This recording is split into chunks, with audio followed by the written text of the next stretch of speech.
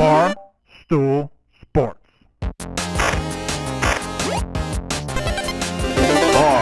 Titus, Brandon Walker, Mostly Sports.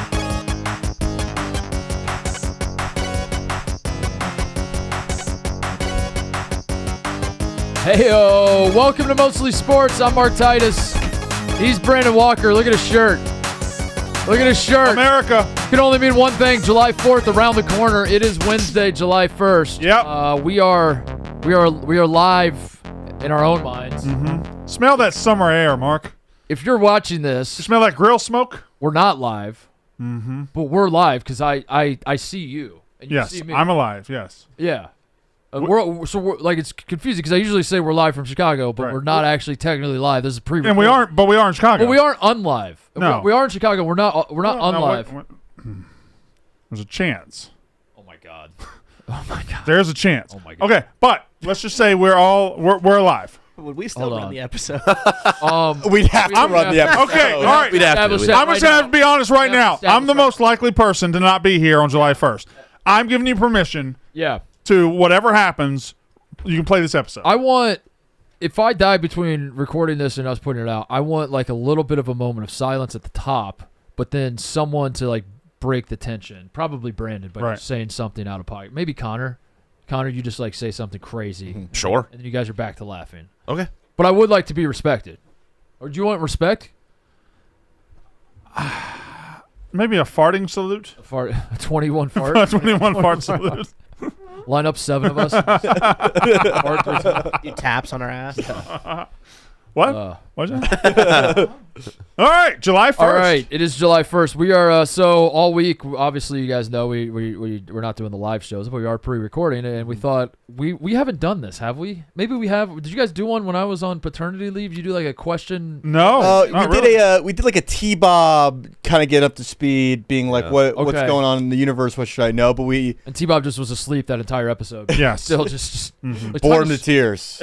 Nothing caught with him at all. Titus, you wrote a book? Yeah. What did he say? The one episode? It's a trillion. Literally, he's like, I'm sorry, I don't know what is a trillion. Yeah. Anyway, we had for the early listeners, the hat that's above your head up there was filled with listener submitted questions. By the way, is it which still you can't filled with? Even see. No, it's empty now. Is it empty? It is empty. It is empty. By the way, we never. Your club Trill. Yeah. I'm 2 Trill. Yeah, that's right. So Lil Wayne said you're 2 Trill. Might be the Trill show. That was over a month ago, dude. Yeah, I know, but I'm get over it. I was about a month. I think I brought it up every day since. So we're gonna do listener questions, and these are now. We should say, Brandon, you didn't have a hand in coming up with these questions, right? I did not. I didn't either. So I don't know if these are all real questions. I don't know if Ebo got cute with it. Mm-hmm. You know, did Ebo sprinkle in some fake ones? Did some fans get cute with theirs? Did fans get cute with that? I have no idea. Ebo, you're the one that put out the call for this. About 250 responses. Some of them you compiled them all. Yeah, I tried to go get some good ones in terms of maybe getting a serious side out of you guys, or maybe like any sort of life advice you want to give. There's 7 pages of questions. Yeah, and you guys, we can kind of go through, pick what we want to talk about. Like here's an example. Drew M from Raleigh, North Carolina wants to know: did Joe Pa really know? Oh, it's a great question. That's a great question, Drew. I'll start. Yes. I gotta say that all evidence to me, having studied the case from abroad. Now I wasn't in Pennsylvania. I wasn't right there. I didn't grow up in Pennsylvania. Right. All evidence to me says yes. Joe Pa knew. I'm gonna say yes. Okay. It's a yes for me. Ebo? Probably. All right. TJ? Spin again. Connor, are you taking the longest? Right. What's going on with? Are you drowning? Are you okay? Connor's Do you need to be saved? Would you like us to move on to the next question? Buzzer Connor's just deep throating his bottle. What is going on? You could be stuck in it. What if we got Connor in a bottle like a ship in a bottle? Oh my God! If we had a Connor in a bottle, Okay, so we'll get to the questions before we do that. Do you build the bottle around the ship, or they actually they're building the boat in the bottle. They're building the boat in the ship, in the bottle, yeah. And they're using just long tweezers or some shit, like I using guess. like long. I always thought it was like some sort of, you know how like a pop-up book. Okay, yeah. You turn a pop-up book and all of a sudden the page pops up. I thought it was a pop-up ship where you pull the string and the ship pops up. You build the ship on the outside. You slide it in, you pull the string, and it pops up. That's what Makes a lot of sense. Here we go. Here's a guy. That guy built that ship in that bottle? It's like they squeeze the pieces. Like You're yeah. You're pretty right, Brandon. Yeah. You're spot on. There you go. You're spot on. When's the last time you thought about a fucking ship in a bottle? So sick, dude. Who came up with ship in a bottle? I don't know. Why a bottle? I don't know. Ebo, save these questions for later. We got other shit to talk about. That's one of those things that I saw that I feel like is a lot in like cartoons and stories and shit, but doesn't actually exist. Like the Deutsch trench coat thing. Yeah. Like big trench coat is all over. Have you guys ever come across a message in a bottle on the beach? No. Have you? No. The way you said it. Right. I know. It's certainly. Yeah. We should try and. Yeah, I did make it seem. Y'all want to go put a message in a bottle and throw it in Lake Michigan? Mm-hmm. It just says you're Connor. gay. You're This is penis. I'm dead serious. We're going to write out a message. You're going to put it in a bottle. You're throwing it in the lake. Yes, and we'll make sure that we include some form of contact. So if somebody were to get it, You can't just throw it from the beach because you got to be like person 25 feet down the beach is going to get it like that day. You got to throw it in the middle of the lake. You got to throw it out of an airplane. You got to swim out to the middle of Lake Michigan. okay, Yeah. we'll figure it out. You want to troll on the message? I mean, we could. That'd be pretty funny. You pretend like there's a buried treasure somewhere. So a lake in central Pennsylvania. We put a message in a bottle that Joe Pa knew. Joe Pa knew, yeah. Or a picture of a penis would be fun. You just or just the word. You write the word. I penis. write the word penis. Yeah. That could work. Write the word penis. All right, let's do some questions. How do we want to administer? Where just and put the questions down real quick. Yeah.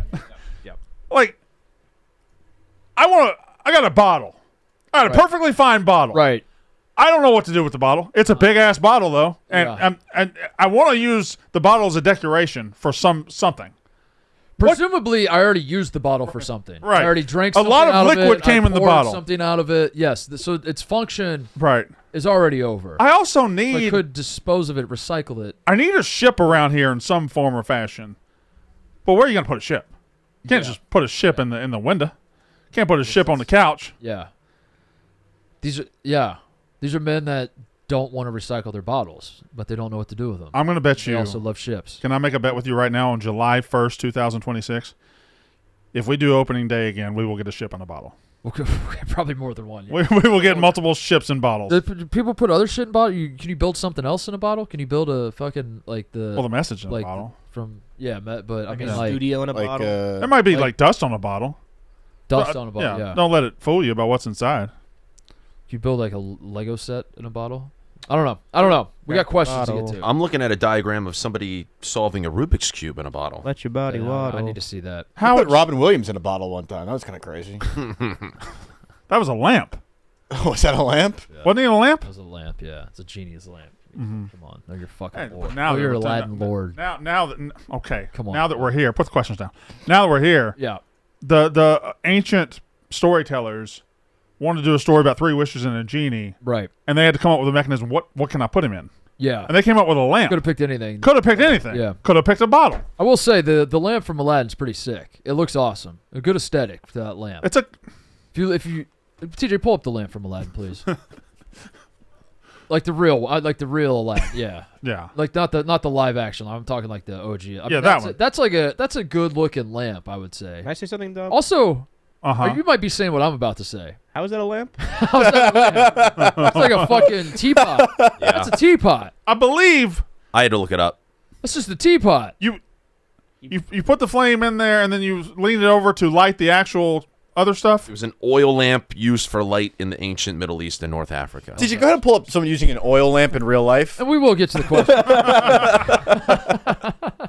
And we appreciate all the questions you guys sent in for sure. Ours are just But, more pressing right now.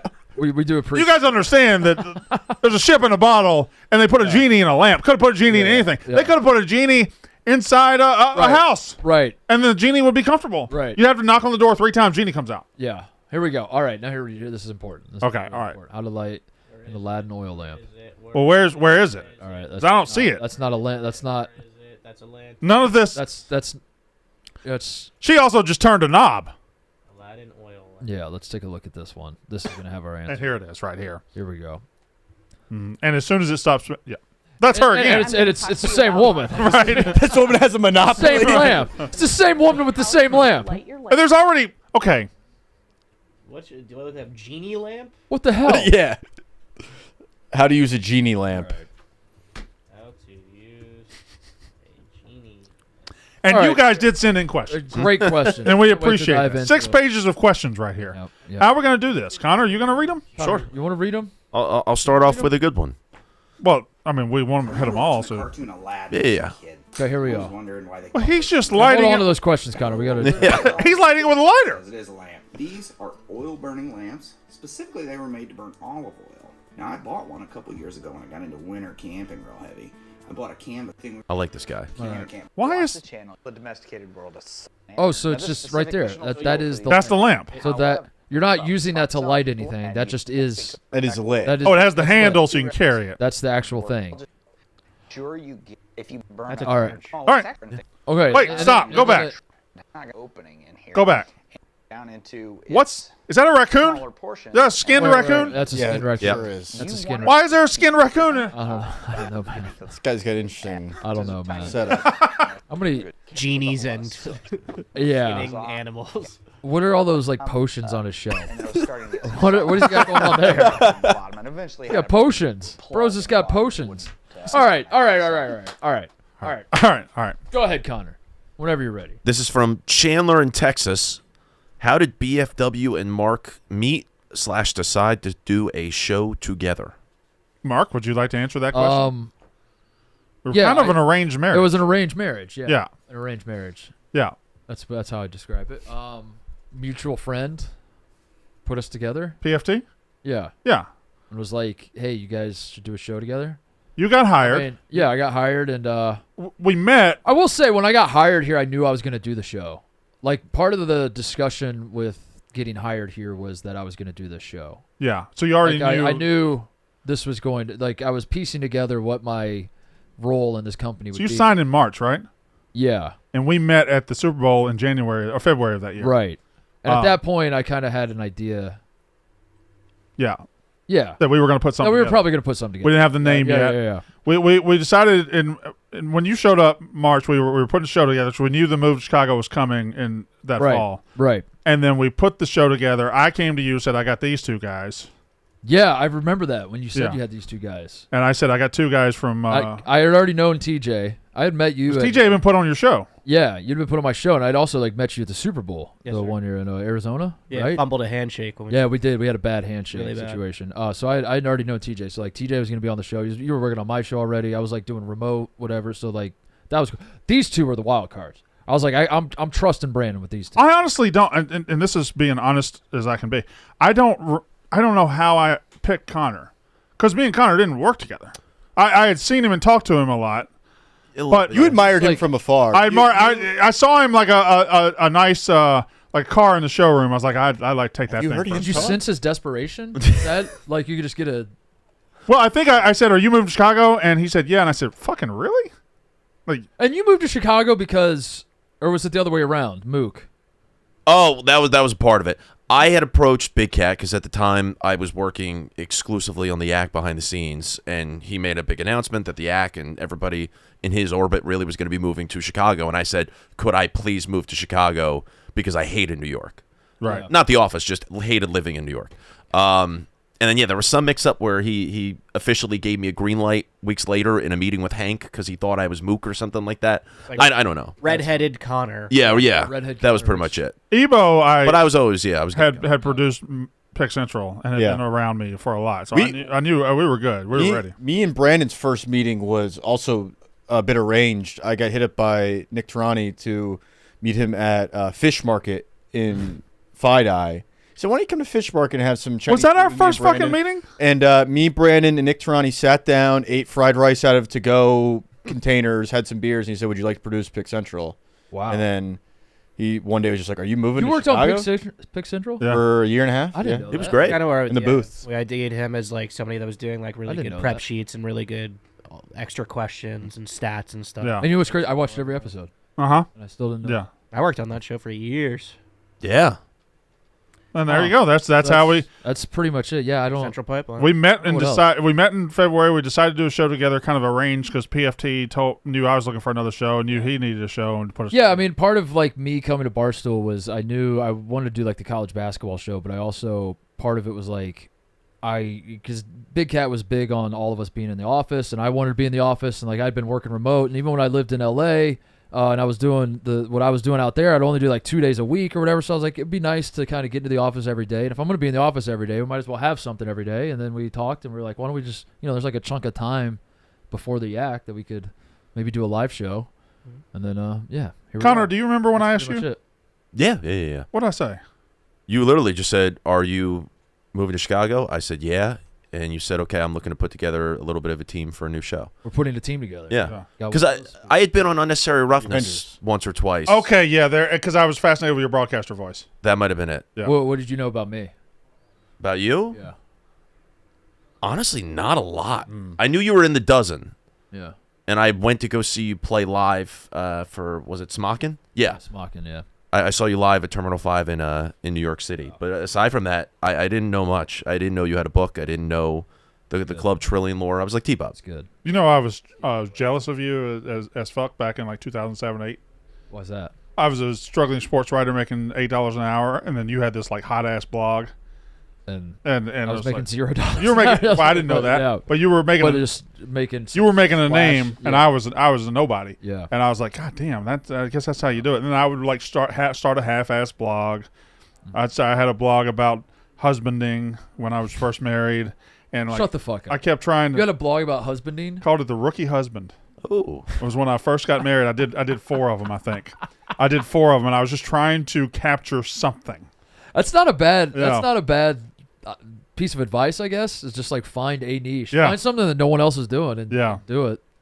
And no one else was doing it. My wife said, "I'm not comfortable with you putting all of our stories on the internet," and I was like, "All right," so I just stopped doing it. Yeah, that's probably fair. All right, there's the answer to that question. Well, the next one ties in really nicely with that. From Jack M. in Boise, that's in Idaho. I just got married 2 weeks ago.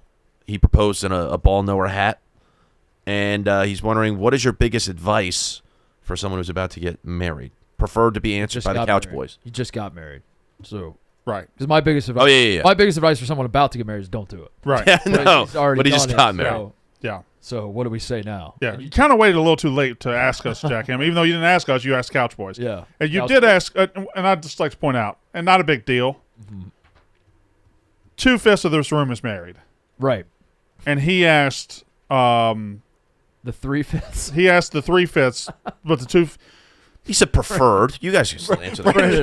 Brandon, you can't say that. Is there something? Is there something back about all the 3/5? Brandon, that's the one fraction you can't say. Is there something about the 3/5 you have a problem with? Let's meet in the middle on this. Find the middle ground. Let's meet in the middle. Let's come to an agreement that works for everybody here. Okay? All right, you guys, your vote will count fully. Your advice will count full. We're married. We will. So our vote should count more. Okay, and we will only have our vote count for You have 3/5 of a vote because there's 3 of you. Yeah, right. Right? All right, yeah. That works out for everybody. That's a good compromise. Okay. It's a mutual agreement. Couch Boys, you going to answer him or not? Advice for being married: don't become roommates. Lay that shit down. Love that. Don't turn into roommates. That's actually really good advice. Really good Yeah. advice. Can I go off of that, though? Making out is a totally fun thing to do, and it doesn't always have to lead to sex. Because there are studies about this. You know this. There are studies that if you... This is the most unmarried answer that has ever been given. No! I've done research on this. There are people who say, sex therapists who say, make out with your spouse at least once a day, and if it leads to sex, great, but it doesn't always have to lead to sex because that's what keeps the spark alive. Connor, if I made out with my wife and it didn't lead to sex, but that's I'm going to burn the fucking house down. Because then you only have sex and nothing else. But if you have a little bit of like an in-between, then it keeps that passion and that spark alive. Who the fuck do you think you are? I'll find What the video. study are you talking about? I'll find the video. Why are you aware of this study? What woman-ass study did you read? Why Just make out and don't fuck. Why are you watching this video? It popped up on my algorithm. Why? And then I was interested, and I was like, oh, yeah, I guess that kind of makes sense. Your Like, advice to him, this married man, is, hey, pussy's overrated, just make out. No. I'm saying fuck as much as you want. But Also, Make sure to make out. make sure to make out, kiss, Don't hug, forget to show make out. affection in other ways other than sex. I'm not. You could do both, And this is why we have him on the show, Brandon. This is but also our special boy. Every married man watching this wants to grab you by the shirt collar. I'll right find now. the video. I don't know. I don't want to Why- see the video. I don't want my wife to know that that's possible. I don't Right. want my wife to know that she has the ability to make out with me and Right. then leave it at that. Why would Listen, you put that information? There out will there will come a time. I lie to my wife as a man that's almost 40 years old. I lie to her and say I have blue balls, like I'm 13. Like I say, like if we don't do Right. this, Listen, like my penis will explode. That's how bad. When it I was in the hurts. dating game before I got married, and I would make out with a chick and didn't get anywhere, I was like, God damn! I just wish I was married so I could just fuck. Yeah, there are the other whole point. there are other ways to get in the cookie jar, but we don't have to constantly be. What other ways to get What Mark just said What? with the blue balls like that? That's fine. That works. lying? He just said lying. I lie to my wife. Yeah, but Sure.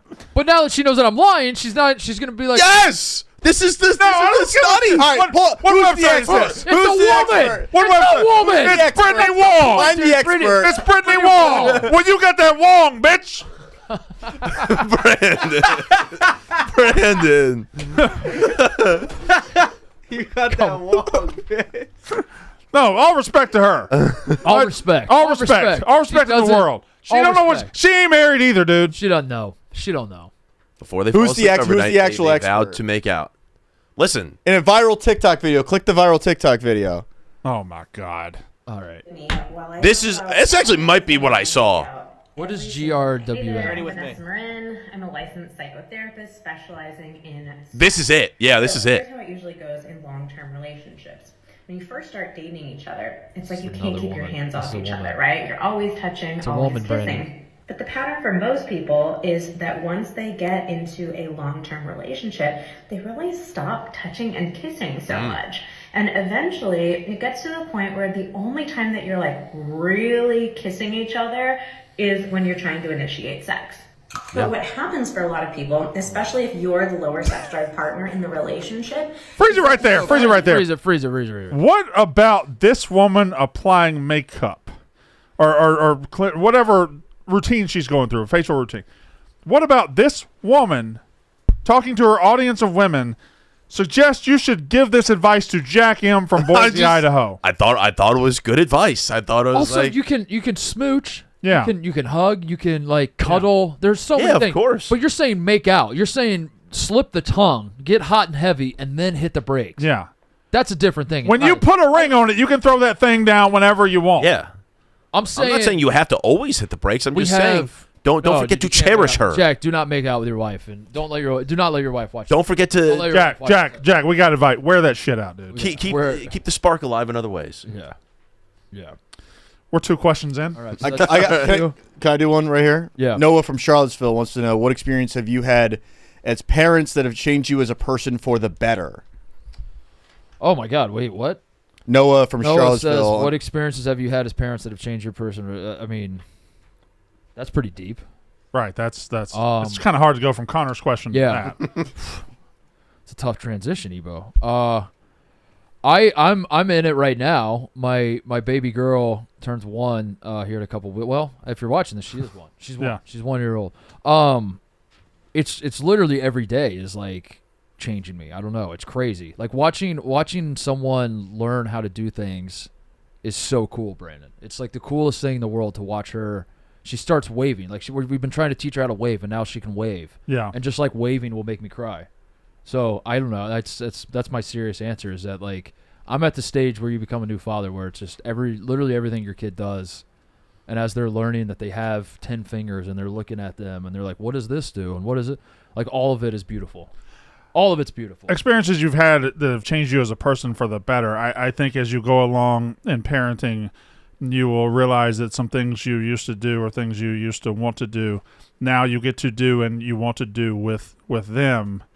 And you get to not relive your childhood, but you get to live their childhood and watch them hit a ball for the first time. Yeah. Watch them do all. And all you really, instead of worrying about yourself 24/7, you're worrying about other people and that is a healthy place to be. Yeah, I would say that's the big thing. Is like the second my daughter was born, I don't matter anymore. And I think when people have kids and they're a little younger, like I was sort of sad that like I'm having a kid. Like I'm not old as fuck, but like I had friends that had kids when they were like 24 or whatever, and I'm closer to 40. The benefit of that is I think when you're like 25 years old and you have a kid, and you learn quickly that your life doesn't matter anymore. That's a tough pill to swallow because you're like, I'm in the prime of my life. Yeah. I want my life to matter, but I also have to keep this baby alive. This sucks. But like I was at a point in my life where I'm like, I don't know, I'm washed up. I figured it out. I've already done it all. I've done what needs to be done. And you're already rich. I'm already rich. I'm married. Mm-hmm. I already figured everything out. So having the baby and then realizing, oh yeah, this is all that matters. I've actually loved every second of it. I dive into parenting. Like the idea that nothing in my life matters anymore except my child. I welcome that thought, and I love it. So can I throw a question in here? Go ahead. Do you use that camera? I use it all the time. Yeah. I use it. Not only do I use it, Brandon, I use it solely for her. That's what. Yeah, that's what. Like my wife like wants to take pictures of other things. No. Yeah. If baby girl's not in the picture, That's you do not. That's the baby camera. We go for Christmas. We go to my mom and dad, and then my brother and sister bring their kids, and like the nieces and nephews are playing over here. Yeah. And like my mom picks up the camera and she's like, "Why don't you guys get together? I'll take a picture with Mark's camera." And I'm like, "No, the fuck you won't. My daughter's not in that picture. You better." Yeah. So we use it. It's all her. It's all her. It's a great camera. Anyway, that was I've been a in hard pictures pivot. on that camera. You are on that camera, yeah. Yeah. That was a hard pivot, Ebo. Yeah, that was a good question though. I don't know. I could talk for days about being a parent. It's great. There's a good mix of trying to get a serious side out of you guys, and also Connor, when will you date a Latina? Yeah, from Cindy in Los Angeles. I'm assuming. Connor, when will you date a Latina? That's what you belong with. Yeah. From Cindy in L.A. Listen, that's why I'm doing salsa dance lessons in a mere few weeks. In a mirror? And are you doing them in the mirror? No. In a mirror. MERE. Did you meet a mirror at the rabbit hole? No, I think I'm. So, question. Yeah. Are you really doing salsa dancing lessons? Yeah, no. Now that basketball season and the playoffs and everything are winding down, yeah. That was getting in the way of your salsa dancing learning? Well, because every night are you there was a really big game learning salsa dancing to as a way to attract Latinas? Not necessarily, no. I mean, it's definitely an added benefit. But you just want to be ready in case you do meet a Latina. Have you dated a Latina before? No. What's your definition of dating? I thought you were going to say Latina. No. What's your definition of Latina? I've never been in a relationship. You want like with a fiery Latina? You think you can handle like a fiery Latina? Yeah. Billy, you're so stupid. You always know you lose all the money. And Connor, you're so stupid. Connor, you're so stupid. Why not both? Money. Why not both? We'll see how it goes. But I just want to learn how to salsa dance. You think you can handle that? Yeah, of course. Huh? Nothing. I don't think you can handle a Latina. All right, fine. You're entitled to believe what you want to believe. You like being submissive? Not necessarily. Or you like being in control in a relationship? It don't matter. I don't have a preference. But yeah, we'll see how it goes. That's an interesting. Connor, when will you date a Latina? And it's not from like Rosalita. It's from Cindy. It's from Cindy. Cindy in L.A. I don't know. It's okay. All right. Interesting. It really makes you think. It does. But she is in L.A., so she might be able to. Oh, here's a good question for everybody. From Marcus in Michigan. When did you realize you had something with this show? I've watched since day one. It's easily my favorite show podcast now. Thank you, Marcus in Michigan. When did you realize we had something? If we do have something. Yeah, you're a good one to answer. We did the Cracker Barrel peg game. That was our first moment. That was like a really early moment where I was like, that clicked. And like, the thing about this show that I think works so well is like everybody kind of knows their role pretty to some extent, maybe or like pretty decently, where like everybody knows when they're supposed to hold the ball, and that felt like a good moment where like everybody was throwing the ball to each other. Yeah, I like a good rhythm, and that was like super early and super unprompted. Was that did that go out? Was that part of the show proper, or was that a test episode? I think that was week 1 or 2. Okay.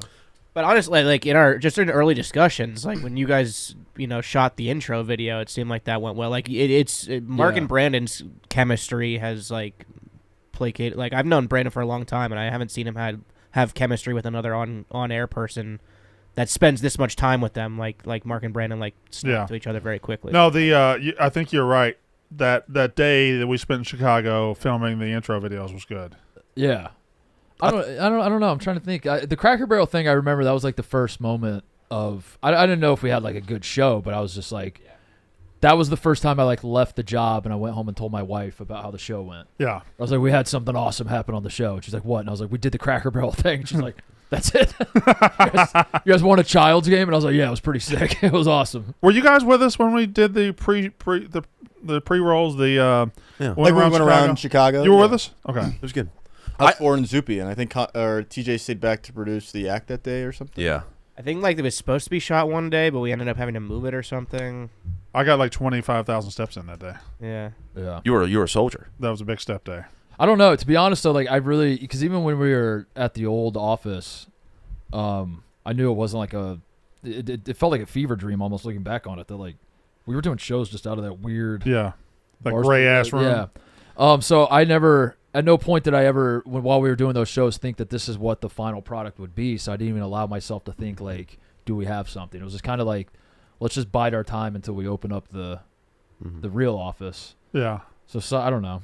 Not long after we opened up this studio. Well, the first week we were Probably. here, it was Henny Friday 3, where Might we were have been selling the that. T-shirts. Might have been that. The merch was like, hey, just make sure we sell 50 Yeah. T-shirts, and we wound up selling like fucking 500. That might have 50. been. Yeah, that could have been it then. Yeah. Oh, yeah, I Not long remember after that. we moved into this Yeah. studio. Yeah. Yeah, the Christmas episode maybe too, where it was just like it felt like it all kind of Taliban jackass. it all kind of came together as like a bow on the first Uh, iteration, the first practice run, and then Yeah. off from there. Brandon S. from Fort Myers, Florida. I'm just reading this one because it's easy. No question. Just really love the show. Haven't missed an episode. Keep up the awesome work, boys. Family. Not sure how Ebo let that one through because that's not a question at all. But thank you, Brandon S. from Fort Myers, Florida. Yeah. Here's a question on the second page. Ben from Columbus, Ohio wants to know, is there any event on planet Earth that Brandon would agree to do a Mincy tracking social media? Does it have to be something that Brandon would enjoy enough that he could have Mincy ruin it? Yeah, Mincy's funeral. So this is Brandon is the Tate rule, is what you're saying. Yeah, like what is? all those No, Is there anything Brandon could? Yeah. I would never.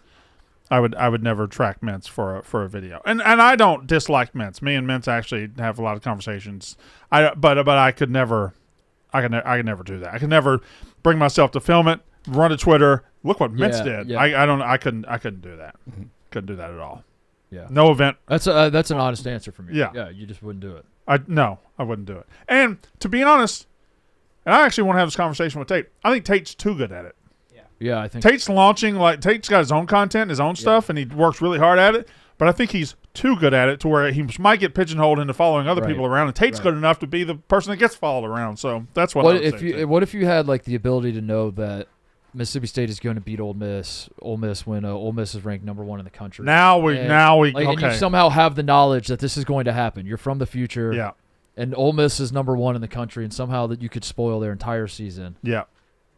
And, and it's like kind of how you were with the Texas game, but you have the knowledge of how this is going to end. So like the entire time you're with Mincy, and he's happy. What do you mean? Well, you remember the Texas game, right? He scored a touchdown right in your face. Yeah. Yeah. But if, you know that's going to If happen. I knew that was going to happen to Mincy. Yeah. So if I develop precognitive abilities. Right. And I know Mincy's about to go down in horrific flames. Yes. Would I be there to document the flames? Yes. And that if I get psychic powers. Yeah. Psychedelic powers. If I get on mushrooms. Start eating mushrooms. If I start eating mushrooms and I know Mincy's about to go down in flames, yes, I will be there to document Okay, the all right. Yes, so those are the conditions.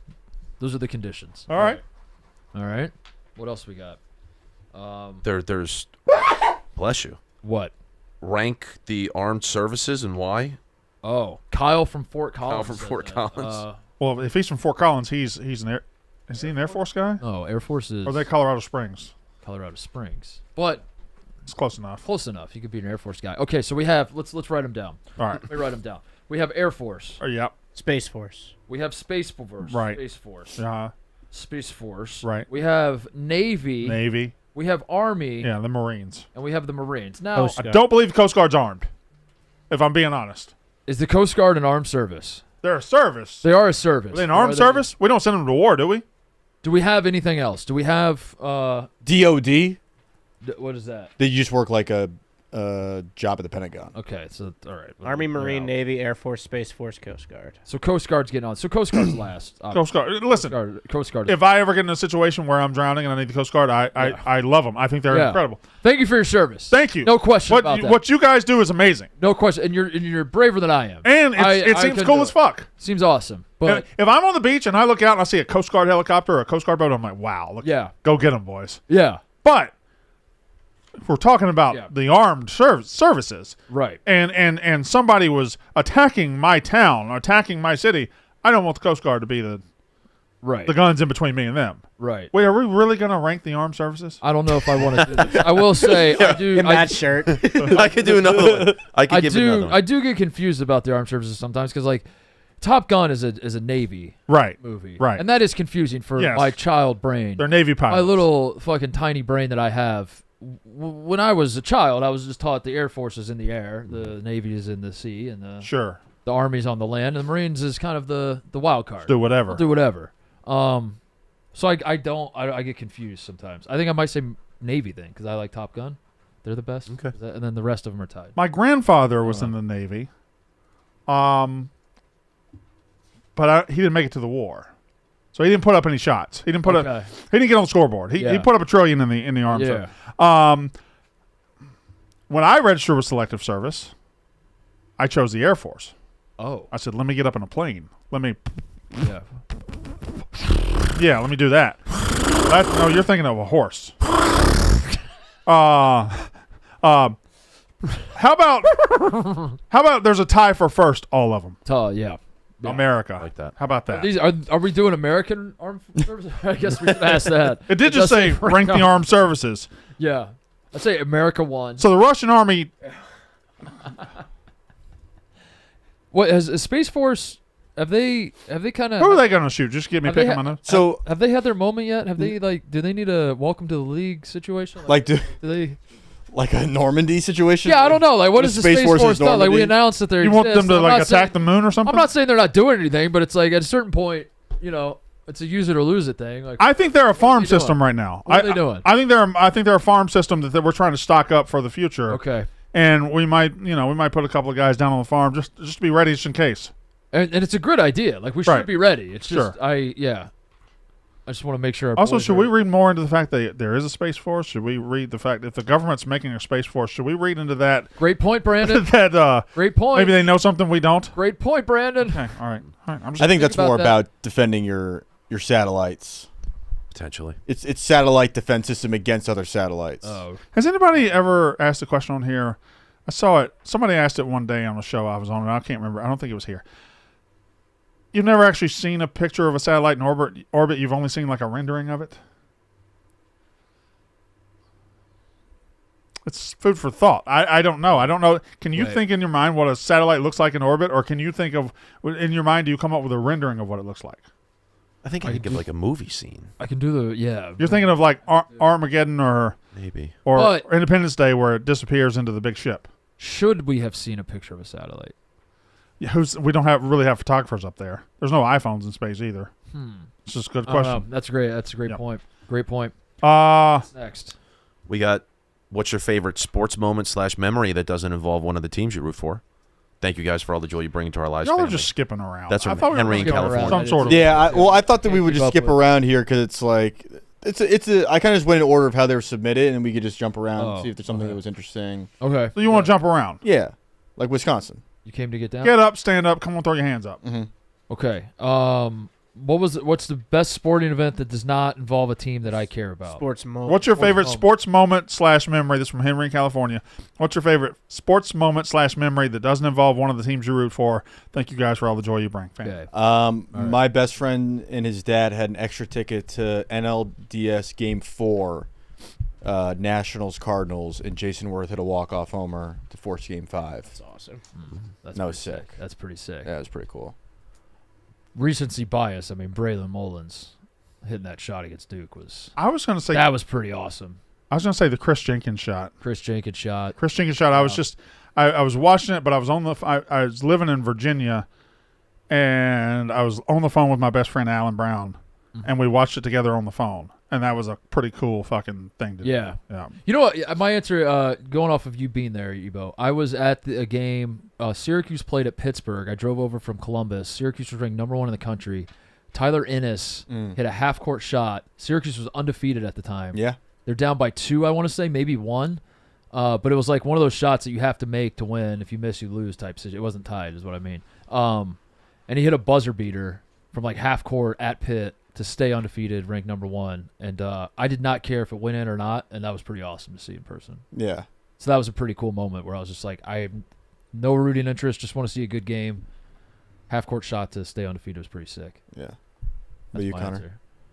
I mean, the obvious is LeBron coming back from 3-1, but that's still technically somebody. LeBron's I root for. one of your teams. That's your Yeah, number one. LeBron is one of my teams. You're right. Yeah. Yeah. I'd probably say in terms of, I look at it in terms of just moments that I remember exactly where I was at. Yeah. The kick six, I vividly remember watching on television and being like, holy fucking shit. Where Do you guys actually all remember where you I was were in at for the my kick living six? room. I know exactly where I was. I was covering a junior college basketball game, sitting on the press row of Northwest Florida State college basketball game, and I had my laptop. It might have been one of the first games I watched on a laptop, and I was watching it from there. I had everybody huddled around me as we watched it. It was halftime. I was just at home. It wasn't interesting. I was just at home. But you remember you were Yeah. at home. Yeah. Oh, I was just at home. Where? Living room. What was that? that being said, App State beating Michigan, also another prime example of Yeah. one of those, like, I will never forget where I was watching that game. 2011. I was in Beaver Stadium. We had just gotten done with our opening game of the year, Okay. and they had TVs in the concourse That's a pretty good place to watch that. where everybody was watching. Like being on with finish. 100,000 Penn State fans watching Wa- Michigan get beat by App State. That's Yeah. got to be pretty sweet. It was awesome. That's cool. I just went ahead and I found this one for you guys. Andrew B. from Mechanicsburg. I believe that's in PA. Right by Hershey, right by Harrisburg. The question is mainly for Connor, but any of the single guys can answer. So that's 3/5 of the room. Assuming you're one day hoping to get married and have a family, are you worried about your current job, and I guess he means at Barstool, hurting your chances of finding a regular wife? I'm thinking about Connor's bits with Bonnie Blue and the other woman that does porn. How do you balance? Rochelle Ryan. How do you balance the need to create good content, your professional goals, with your long-term personal goals? Love the show. Peace. Good question. Great question. You work at Barstool. You go out in the clubs in Chicago. All the ladies know you're at Barstool. Do you worry about your job affecting your ability to find a normal gal? Yeah, 100%. Oh. Yeah. Would you like to expound on that? Well, or we could get back into it and the whole Vegas thing. That's why I didn't even think about like kissing Rochelle, and it's nothing against Rochelle. Like it's she's very, very nice and everything. We just thought you were gay. No, it's not. It's not because I'm gay. It's not because I have any like, oh well, clearly I'm going to work somewhere after Barstool, and I need to keep my options open when it comes to my professionalism and the stuff I put out there on the internet. It is exclusively because that's a very hard thing to explain to a future wife or girlfriend. And when it comes to trying to attract a normal girlfriend who's not necessarily I don't know how to describe it. It's just it is a very fine line that you have to Yeah, but when you go out and you're at a bar and you're talking to a hot girl, yeah. how quickly do you drop where you work? I work at Barstool. Only if they ask. I don't think. Okay, that's- I'm yeah. just. I've 'Cause never. I also don't think it's like a major. I've never flex. worked here and been single. Yeah, it's true. Yeah, no, it's not something that I'd be like, oh yeah, like I work at Barstool. It's not really. I feel like guys like Nicky Regardless of Smokes if lead it's- with it.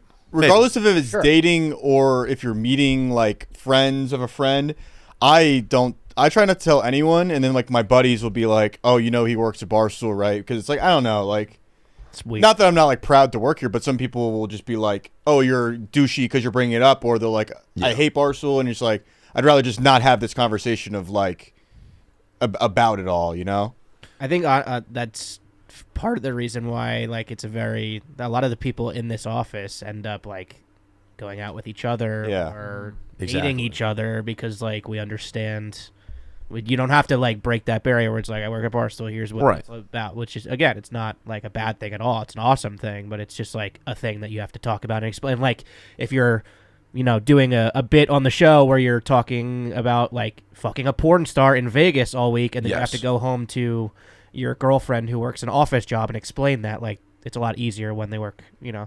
Yeah, in the same sort of universe. I have run into that problem. getting into serious relationships. Yeah. And then They're like, what are you talking about? You did, you know? yeah, even something as simple as like, hey, listen, like I can't see you today because we have to do this like video game stream. Yeah. Like it's Yeah. it's a weirder thing to describe to somebody as Connor, if she's the one, you don't have to explain. I understand. What about Yeah. Yeah. What about but that? You know, You got to find a down bitch. The down find a bitch. down bitch. Yeah. Dude. But it I, does get a little bit dicey sometimes. Sometimes people just don't grasp it or understand it. I went to the doctor a couple weeks ago to get a physical, just because I'm like getting to the I feel like I should probably stay on top of some stuff. So I go to the doctor. I don't know this guy. I just found him. Availability, whatever, good reviews. I go there, and then he asked me what I do. Like I don't know why it was relevant. I don't know if it was part of the physical. He's like, small what do you do? talk. And I said, well, he was typing shit in. That's why. Oh, I see. Yeah, so he's like, he's filling out my info. And I had left it blank on the thing because I was like, how is this relevant? I just want you to, like, squeeze my balls and make me cough or whatever we're here to do. Yeah, stick your finger up my butt and make me cough. Yeah, right. That's exactly right. Yeah. Okay. Yeah, you've been there. Yeah. You've been to my doctor. So he asked me what I do, and I was just like, I work in media. And that wasn't enough for him. So he's like, what do you mean? And I was like, I work in sports media mostly. Yeah. Wasn't enough for him. Still this want it. motherfucker still starts prying. So he's like, what do you mean sports media? I was like, I cover sports for a living. I just cover sports for a living. He's like, oh, like how? And I was like, God damn. So he must have known though. So I said, I'm on air. I talk about sports. It's whatever. I was like, could you type that into your little fucking thing? And then he just immediately turned. He's typing. And he turns to me and he goes, should I know you? And I was like, well, that's now this is weird. Yeah. Like, no, I was like, no, you should know me. And it brings me to the point. At least take your finger out of my butt before you ask me that. So I said, no, you shouldn't know me. I said, I'm basically just a jackass on the internet is what I do as a profession. And he goes, huh. And You that think was he it. wrote in jackass That on the was it. internet? And I don't know what he wrote in. And I was hoping for more of like a laugh. I was hoping for more of like yeah. I don't know what but I was really frustrated that nothing would satisfy until I said that. And then after I said that, I was like, well, I'm not really a jack. Okay, all right, whatever, fuck it. You wrote it down. I don't know. That was what I'm saying is that's the closest I've come to like talking about what I do in public. Uber driver. And I fuck it up every time. Uber drivers love to ask you what you do for work, and I always lie. Or like, say I'm a marketing agent. That's not a thing. Yeah. Anyway, That's a good question. Shout out Mechanicsburg. Let's see. Wow. Jane from Los Angeles. This looks like a good one. Is Mark Titus down to eat my box? Oh. Who asked that question? That's Jane from Los Angeles. All right. Okay. Mark, that's a question for you. Yeah. Now, there's a chance this is a joke question. But I do need you to come up with an answer. Okay. If Jane Lynch, We're just talking hypotheticals. hypothetical, Hypotheticals right Jane Lynch shows up at this office. Mm-hmm. She walks in the door, shuts it, looks Yeah. at you, and says, "I remember you. I was getting How could I forget? huevos rancheros. I was in my Cookie Monster pajama pants. I was so embarrassed what I was wearing, but I saw you look at me, and I felt it too. Yeah. I'm gonna need. I'm gonna need you to eat this box. Or what are you prepared to say? I think I have to eat her box. I have to. So I think like going back to the question that was just asked of Connor, my wife gets it, and I think that's what makes her stand out. That's why I married her. Yeah. She gets it, and she would understand that this is just work. Right. This is just me doing Yeah. my job. Like if we've gotten to this point in the show and the audience finds out that I had an opportunity to eat Jane Lynch's box, We might be done. and I turned it down, the show would be over. Yeah. So I have to do it. Credibility's out the window at that point. Now, again, this might not be Jane Lynch. We don't know. We don't know. This Can could I be honest? I don't think it is. There's no way of knowing. But it does say Jane from Los Angeles. I would say it would be a respectful but reluctant. Yes, that would be my answer. What if- Respectful but reluctant. What if this is just a normal woman named Jane in Los Angeles? I really want more time to eat my pussy. What are you guys talking about? Just need my box. I don't know anything about Jane Lynch. Right, who are they talking about? Yeah. Hey, here's Win from Valdosta, Georgia. I'd like to Okay. answer this one. If y'all like to read, which I think both of us do. Yep. What are your top 3 sports book recommendations? Oh, okay. I'm ready with mine. I'm ready with one. Ball 4. By Jim Bouton. Yeah. Ball 4. Probably the greatest sports book ever written by an athlete. That's my favorite one. I assume you had read that before you did. I had not, no, but I read it because people would read my book and then they were say like, you should read this. Yeah, they were like, you should read this if you, and that's why I read it. I have 4 that is a good starting point. Number 1 is The Bad Guys Won by Jeff Pearlman. It's about the '86 Mets. Any Jeff Pearlman book, he's great. He's fantastic at this. He wrote one about Barry Bonds, the '90s Cowboys, the 2000s Lakers, the 1980s Lakers, Showtime. He wrote one about the USFL. He's wrote books about Walter Payton, Brett Favre, Roger Clemens. Any of his books, but I like The Bad Guys Won about the '86 Mets. It's the first one I read from him. It was great. A book called Fantasyland by Sam Walker, 2004. I believe he was writing for the Wall Street Journal. I could have it right. He was writing for some big-time publication, and he decided to get into the world of fantasy baseball, and he joined like one of the expert leagues with like Matt Berry and like all these big-time. He joined a rotisserie league in 2004, and he documented his getting into it with the experts of the experts, and it's just a fascinating book. Sam Walker, Fantasyland. Rammer and Jammer by Warren St. John. He bought an RV and followed the 1999 Alabama football team across America. Incredible book. And A Good Walk Spoiled by John Feinstein is the first book of his I read. It was about the 1993 PGA Tour season, but he wrote a lot of great ones too. He is now dead. It's good shit. Those are my 4. Yeah, you read more sports books than I do. I don't read a ton of sports books. I will get. Remember, Ebo, how you did the? You bought a bunch of jerseys on the low price jerseys. About once a month. I just did it this weekend. I'll go on Amazon, click on a sports book I like. Go to the links under it, and just follow that rabbit trail until I bought 8 books the other day. I bought a book about Nolan Ryan autobiography. I bought a book about Macho Man Randy Savage. I do that about once a month where I just buy 8 or 9 books in a row, and I haven't read any of them. But you have. I'm way behind. I'm way behind in reading. Yeah. Anyway, I love reading sports books. And Don't Put Me In, Coach by Mark Titus. Oh, Brandon. Oh, Don't Put Me In, Coach. Brandon. Don't Put Me In, Coach by Mark Titus. Brandon. I've never read it, but I do have it. Brandon. I've never read it. You didn't It's not a very good. say that. That's a dog shit book, actually. It's very dog shit. What else? Do we want to do Christian from Well, we can do all. I don't know. Isle Palm, South Carolina? I'm all over the place. I don't know where we're at on Christian's probably been to Red's Ice House if he's from Isle of Palms. There's multiple. There's another. Logan's from Charleston, South Carolina. Love it. Okay. Isle of Palms. Where's Christian? Go ahead. My 8-year-old son is already obsessed with sports commentary. We listen to all sorts of sports talk, like Mostly and others, and he laughs his head off every time Mike Breen gives a bang. What advice would you give to someone his age or older on being successful in the sports talk ecosystem should he decide to make that his dream? Also, Brandon, unblock me, please. Well, I won't be unblocking you because obviously you said something to earn it. Yeah. But thank you for being a fan of the show. Okay. Shout out ILP. What advice would we give to someone? An 8-year-old who wants to get into sports Or like commentary? middle schooler, Sports someone talking that's like, I want to do what you do.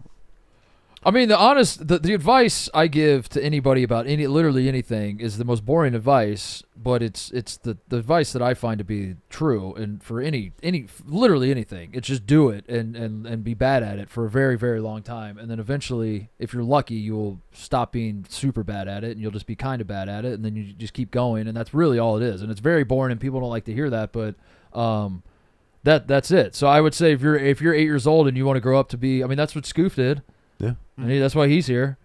I sucked. Mean, he sucked. He still does, but he's so much better. Yeah.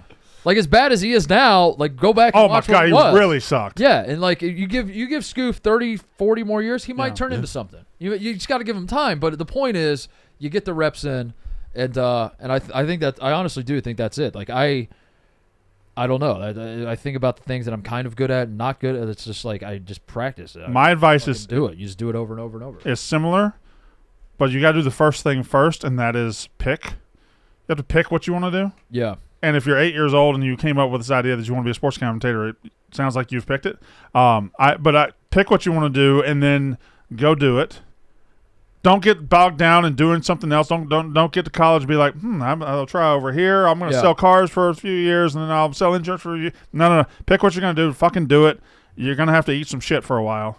Yeah, Like you what said. do they say? Overnight success takes years to have overnight success or whatever. Yeah. But the number one thing is pick what you want to do and go do it. Yeah. And that's any good advice sounds too simple to be advice. Yeah, but it's the truth. Be willing to be really bad at it and be okay with that. Like watch your own shit back or whatever and be like, yeah, that was bad, but understand that it's a whole process.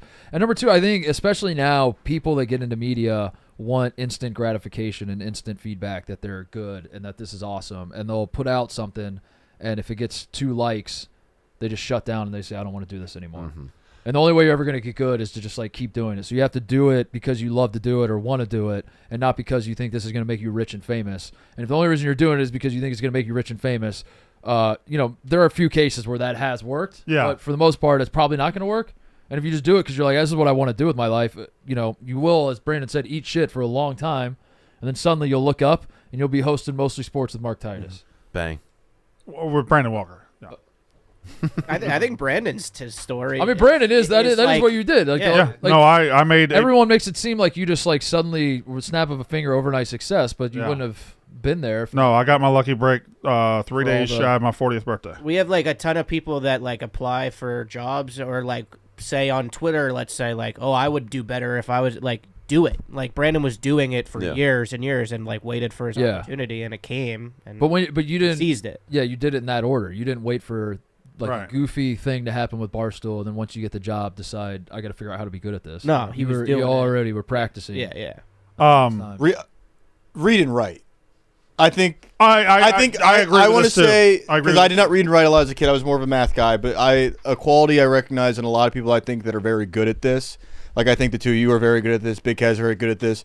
Dave got very good at being on camera. Is like they have a long track record of writing, and writing is a good way to get your thoughts organized in a concise manner. You kind of learn your voice and how to think through any sort of topic or whatever. So write, and then get it in front of a microphone. That's fantastic advice too. Yeah. That is really good advice, Ebo. Did you write that down? Write that down at home. Connor, do you have advice?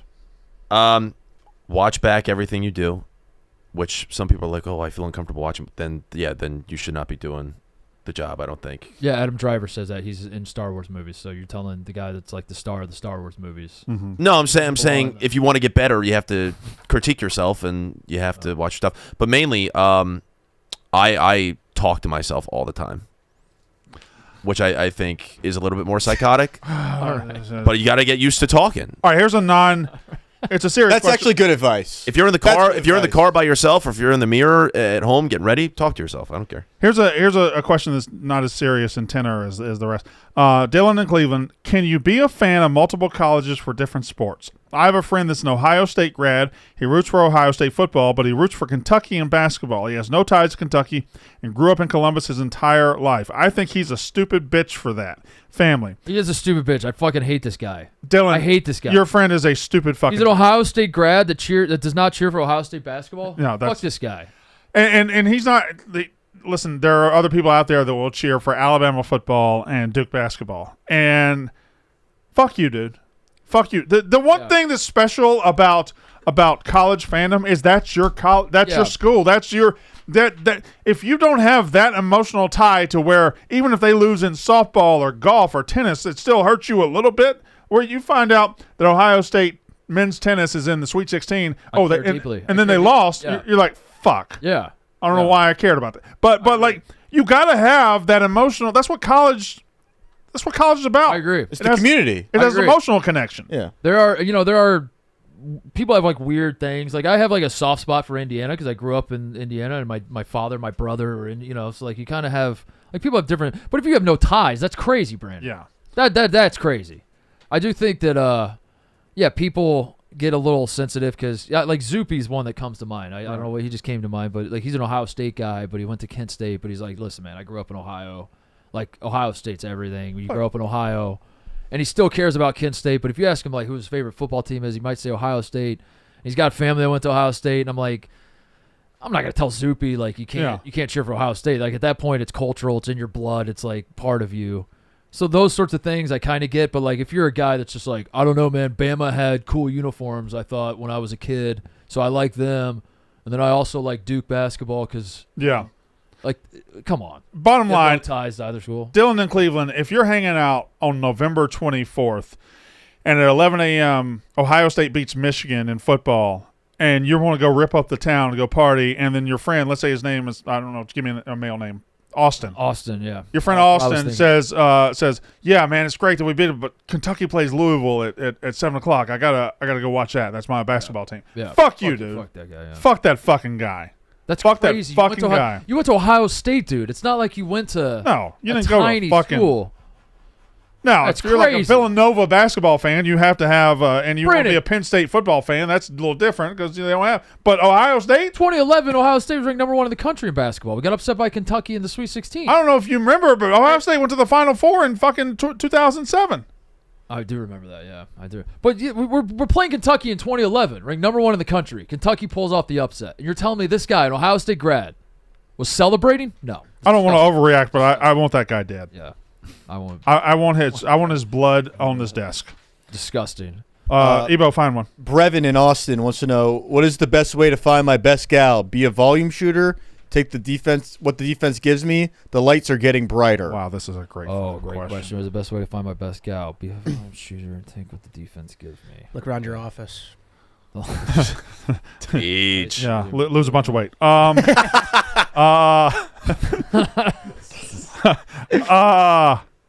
I kind of like. You like volume shooting the or take volume- what the I like defense the gives volume you? shooter Volume play. shooter. I think also like I've been in the situation before where I've taken what the defense gives me, and that's never a road to happy. You're not going to be happy. No, that's never a road.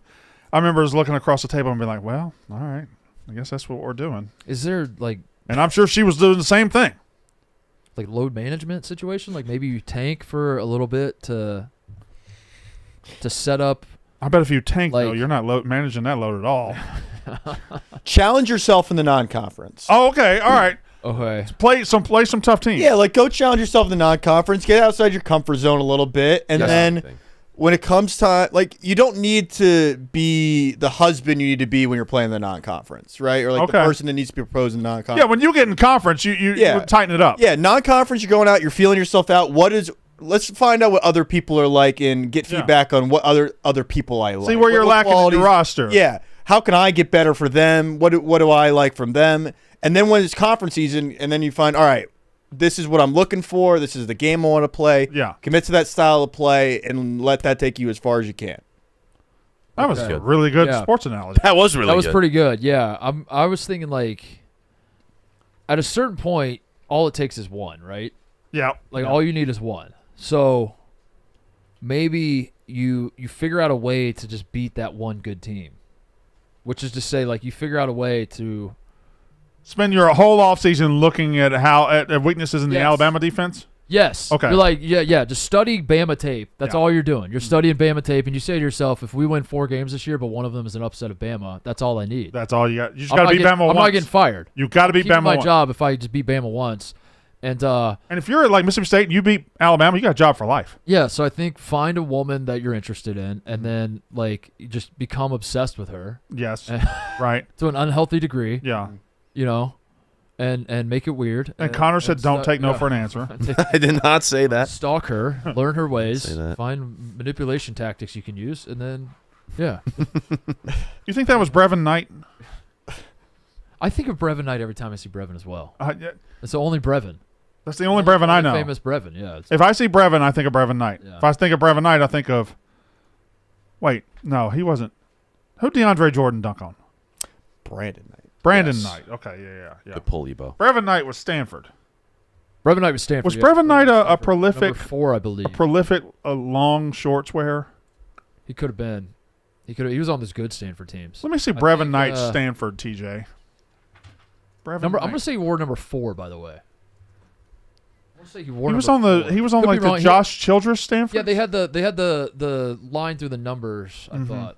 Yeah, there's 22. I was very wrong about the number. Right, and I can't Very tell wrong about about the the shorts. Yeah, that was the uniform I remember him wearing. Yeah. All right. Oh, you don't have that wavy line through shorts anymore, do No, you? they don't do that. They don't make that. What Oh, else? I like this one. Matt S. from Buffalo. Have you ever had a guest on the couch you didn't think would be a good interview, didn't really know anything about, but turned out to be a great guest? Family. I think my gold standard for that, you weren't here. was Doug Flutie. Yeah. Doug Flutie was good. Yeah, I watched that. Josh the Booker said, "Do you want Doug Flutie?" And I was like, Yeah. a quarterback who won the Heisman '84, a quarterback who hadn't been in NFL in 25 years. Like, I guess I'll do it because I don't want. And anytime Josh asks about a guest, we tend to say yes because we want to be able to get the next one too. Right. I was like, I begrudgingly say, yeah, let's just do Doug Flutie. He'll be okay. We'll get 20 minutes out of him and it'll be fine. He was great. He was phenomenal. That's probably the answer. Yeah, incredibly interesting. Would have to Do be. you have one? I don't know what comes to mind. I don't. Or maybe just in general, maybe not even Oh. this couch, like someone you met that in your time in media where you're like, oh, I didn't think this would be. How good was because I wasn't here. I think Connor got him, but how good was Russillo on the show? He was decent. He looked cool as fuck. One guy we had when you guys weren't here, Robbie Gold. Robbie Gold is rocked. Yeah. And I'll say, we knew that Ref Rob was a cool dude. Oh yeah, that went better than I thought. But the fact that we had him in here for 45 minutes, and we could have him every day. Yeah, absolutely. And we got to get him back. I mean, my answer, which is boring to you, Brandon, and shouldn't have been by the time he came on, it wasn't a surprise. But I lived my entire life without realizing Fred Smoot was as awesome as he is. Yeah. So that would be my answer. Was that if you would have told me that, like when I signed on to work here, that I'm gonna have Fred Smoot on one of my shows, I'd be like, all right, cool, whatever. That's fine. And then now, if you told me Fred Smoot's outside that door, I'd sprint out there to make sure he comes on. He's incredible. Love Fred Smoot. Austin P. from Columbus, Ohio. Hello, family. I'm wondering if Mark remembers playing open gym a bunch of times at Upper Arlington after responding to my email/book review of Put Me In Coach. A slightly out-of-shape Mark gave everyone straight buckets, and it was so awesome as we were all huge fans. Some people are saying it helped pull Mark out of a little slump. That's not what I'm saying, just what people are saying. Love the show and the whole crew. #family. I remember it well. You remember playing Austin P at Upper Arlington? I don't remember Austin P, I don't think. I remember going to Upper The Arlington. Governor is what they call it. Yeah, the Governor. I remember going to Upper Arlington and playing in open gyms. And I was out of college about 3 or 4 years. Thought I was in shape. I was very much not in shape. And these high school kids humbled me in a conditioning way. I could keep up like with the skills, obviously. Right. But boy, I was sucking air. It was tough. When you were at Ohio State, you're walking on, like after a season or something. Did you go to like intramural gym just to? Sometimes, yeah. Yeah, it was just a lot to get of fun. the feeling. Yeah, it was a lot of fun. Okay. Yeah. But yeah, I when I got done playing basketball, I realized way too late, and this is what he's talking about. He did kind of wake me up. I needed structure with working out and stuff. Where, like, I got done with college, and I realized like if a coach isn't telling me we're working out at this time, then I just wasn't working out. And I got to a point where I was like, oh, I have the day off because coach didn't say we're lifting at this time, or we're doing this at this time. And then I was like, oh, I have the day off again. How about that? Oh my God. Yeah. I got the day off again. And I just kept a long series of that. Yeah. And then I woke up one day where Austin P reached out to me and was like, hey man, you want to come to open gym? And I was like, yeah, why not? And I went there and it was not good. But I appreciate him saying I played well in this open gym scenario. But I used to substitute teach at Upper Arlington, by the way. Did you? Upper Arlington is where Jack Nicklaus went to high school. Nice little high school. You didn't teach him though, I because didn't he would teach have him. been way He older. was a little older. What was your vibe? Were you subbed in for like a history teacher, gym teacher? I would take whatever. So Upper Arlington's rich kids, so they would pay well. So Yeah. I loved taking the Upper Arlington assignments. I would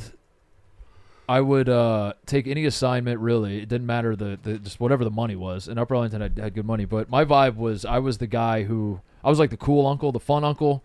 I hit him with a lot of like, listen guys, I don't want to do this. You don't want to do this.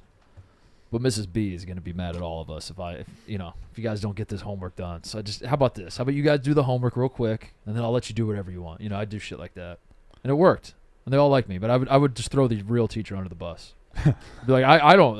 If it was up to me, Yeah. we'd be fucking doing God knows what. But unfortunately, your teacher's a bitch. I'd say stuff like that. This one is from KB. Which I just don't know if it's from KB. And he is checking in from his own personal hell. This is for Titus. Titus, are your old blogs anywhere in the universe to reread, or have you deleted them faster than Brandon deletes a Chick-fil-A sandwich? Respectfully. Respectfully. I think they are gone. I think I lost. I think my account lapsed. I paid for like a domain. And I just But those don't hang out on some corner of the internet. I don't somewhere. know. I think that's what happened. I think just something like, yeah. You think if you paid I like delete all the account Blogspot or a sum of money, you get it back or whatever you were on? maybe there's a way I could reactivate it. I could dig up. Is Blogspot still around? Or any of those Great blog question. hosting? Blogspot. Google Blogspot real quick. Is Blogspot? What'd you use? I use Blogspot. 'Cause Okay. That was the first. I think Google owned Blogspot. Yeah. Blogger. Blogger.com. Because when I Googled how to start a blog, that was the first thing that came up. Yeah. So I just clicked yeah. on that one. Oh, they used to run things. Yeah. Right. 2005 to 2010, Yeah. Blogspot had it Yeah. going on. Yeah. So it might be. As far as I know, they're lost to time, which is probably for the better, right, Brandon? What I do mean, you I'm sure think? there's some good stuff in there, but there's probably some stuff that just make you cringe right now. Yeah. Yeah. I'm not even worried about being canceled. I'm worried about like something I thought was very funny that's Yeah. not funny, which is like basically what my book is. It's just like Yeah. I thought that was the funniest. You shit still ever. think diarrhea is funny, though. diarrhea is pretty funny. Yeah. Like, you're never going to not think I'll always diarrhea think is that. funny. I'll always think diarrhea. What else? Oh, I have a whole sheet I haven't got to. There's if Barstool didn't exist, if you didn't have a job in media, This Yeah. Patrick Mitchell? Patrick, yeah, what would your dream job be? Patrick Mitchell from From Indiana. Indiana. If none of you could work in sports or in media or sports media, what would your dream job be? I believe I've answered this one before, but this is shit. It's media, but weatherman. Just weatherman. Weatherman. Is that too much in media, or is that enough of a difference? Oh. I always wanted to be a weatherman, and then you know what my dream to be was when I was 12, 13, 14, 15? I wanted to be a radio DJ, Oh, which is wow. media. That's all media. So you just keep going back to. I guess I do, born to be but on air. it's still totally different from what we do now. Yeah. I wanted to be. Did you ever do job shadowing? Yeah. I would job shadow DJs in the little shit market that I was in, and they were always rude. Because they were just people trying to get to Yeah. the end of their day, and they're like, all right, Yeah, I don't wanna do here's this. 8th grade Yeah, kid yeah. that I'll never see it. But I wanted to be a radio DJ at Sunday 93 in Tupelo. Do you still feel like that is your answer, or do you, when you get asked about your dream job? Because I the way you answered both, or the way you provided both of those answers was I always wanted to, but as you sit here now, Yeah. if this job went away and you weren't allowed to do anything in this space, I guess are those they- still your answers? You would turn to weatherman? I would really want to try to be a weatherman. Okay. But I think my dream back when I was 10 years old and I wanted to be a weatherman was the weatherman is somebody who stands in front of a camera and points at a map and says, this is where it's going to rain tomorrow. Yeah. He's not the guy that looks at the barometric pressure and he looks at the atmosphere and says, actually, I think the storm has a 30% chance of developing. I'm not. Yeah. I was never into the science of it. I was just into the TV-ness of it. I found growing up with my father loved watching the news. He loved watching the weather. Yeah. But what was interesting is I don't think he would have liked a guy like you doing the weather.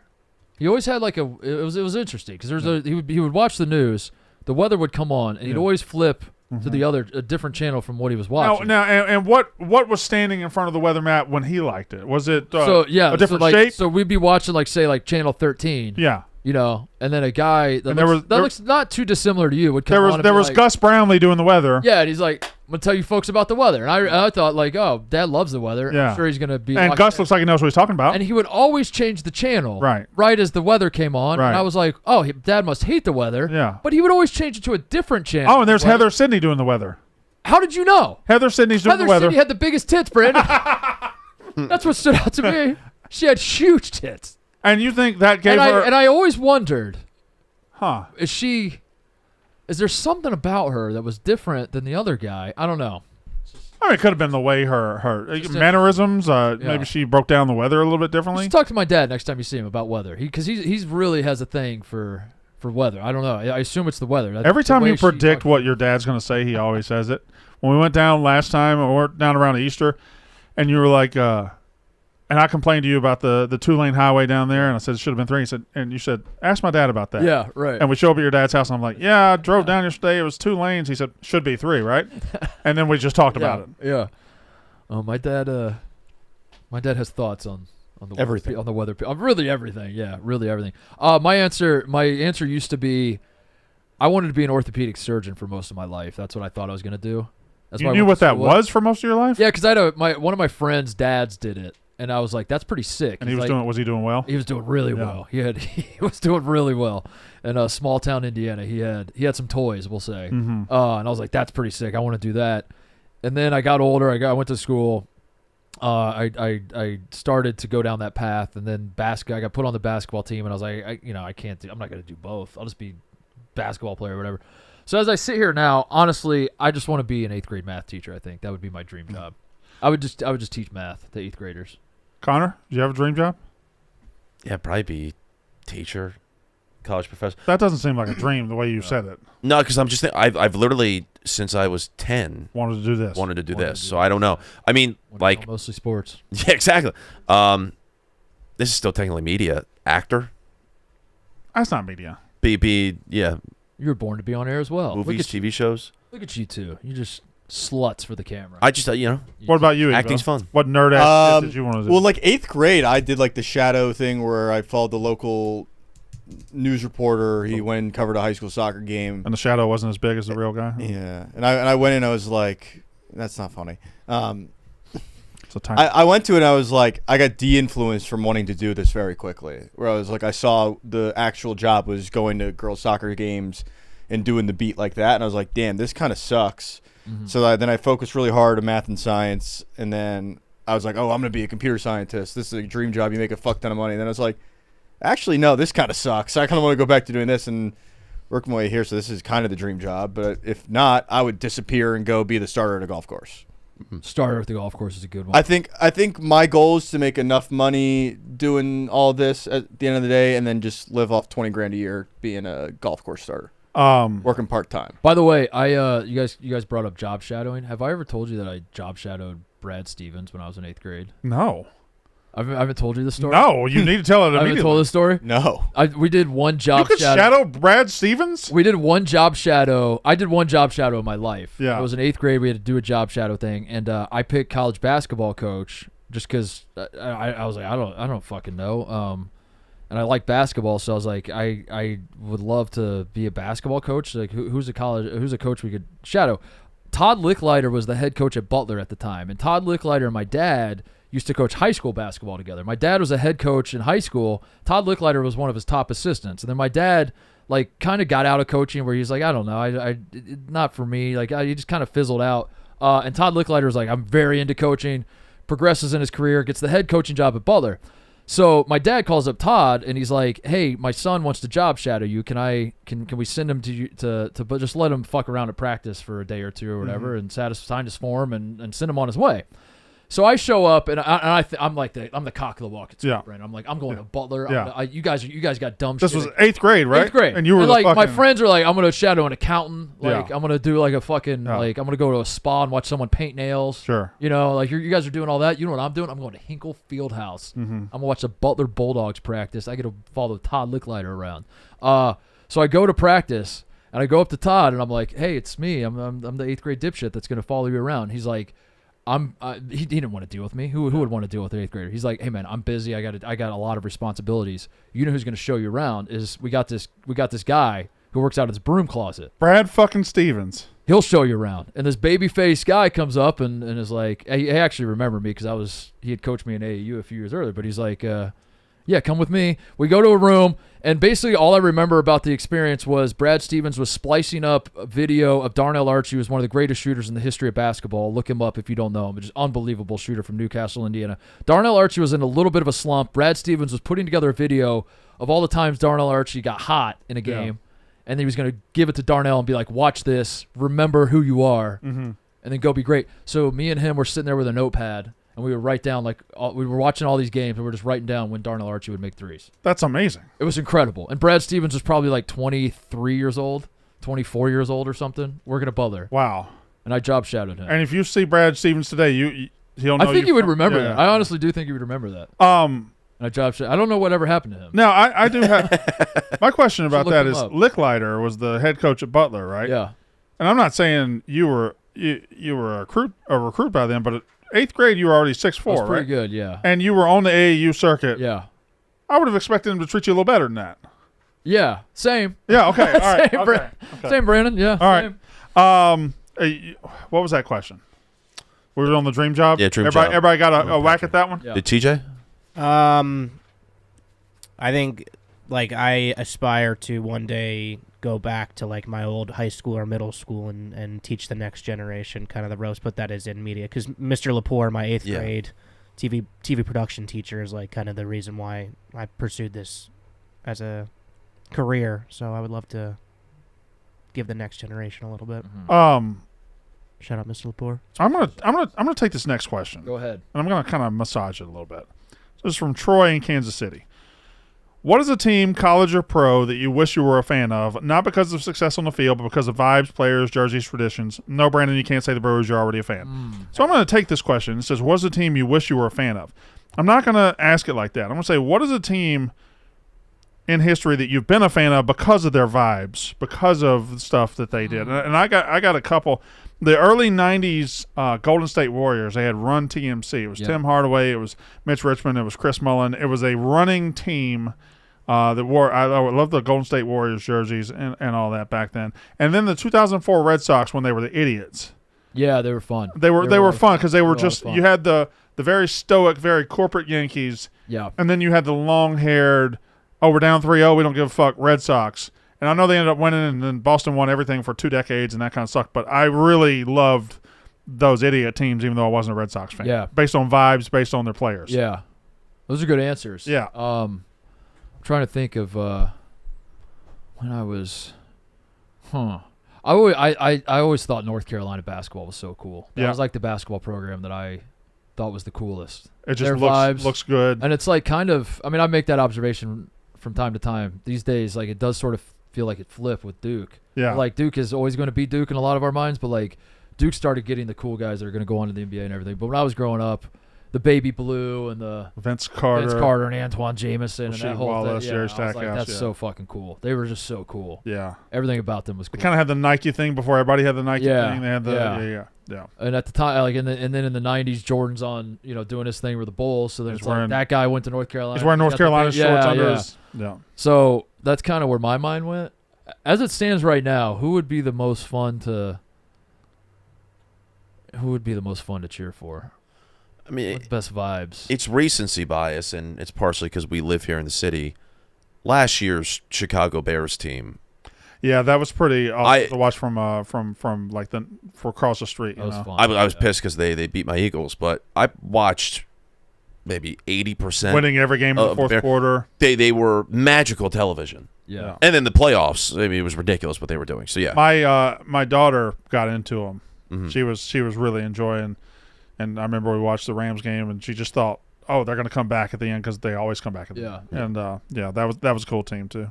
I'd say I don't regret my choice of college because JMU's been awesome. I have lifelong friends, and you still get a big-time college experience, and the football is great. But every time I step on campus, like visiting a friend going to a college football game, whether it be like Madison or LSU or even like sometimes Virginia Tech, it's like this is awesome. Yeah. Like Yep.